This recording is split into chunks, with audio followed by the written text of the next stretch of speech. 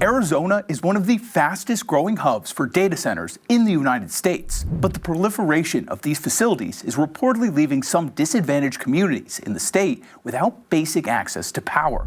Since 2019, Maricopa County has built 12 data centers, and at least 20 more projects are in the pipeline. It's estimated by 2028, the region will be home to the nation's second largest concentration of the infrastructure needed for tech operations. However, data centers are incredibly energy intensive, requiring up to 50 times more power per square foot than a typical office building. Arizona Public Service, the state's largest utility provider, anticipates 55% of its projected power needs by 2031 will come from data centers.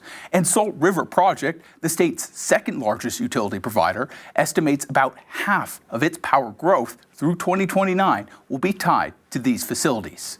Data center developers are flocking to Arizona because of the tax incentives offered to them by the state.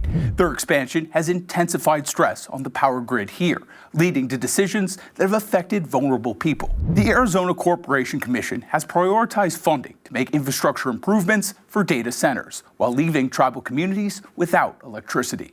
Just after the commission approved data center-related upgrades in February, it declined a proposal that would have expanded power access to parts of the Navajo Nation, citing concerns over consumer costs.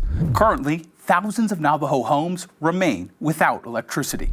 Meanwhile, a natural gas plant expansion, which is being pursued to meet the energy demands of rapidly incoming data centers, has also raised environmental and health concerns for residents of Randolph, Arizona, a historically black town south of Phoenix, as emissions from the plant have been linked to asthma and lung cancer.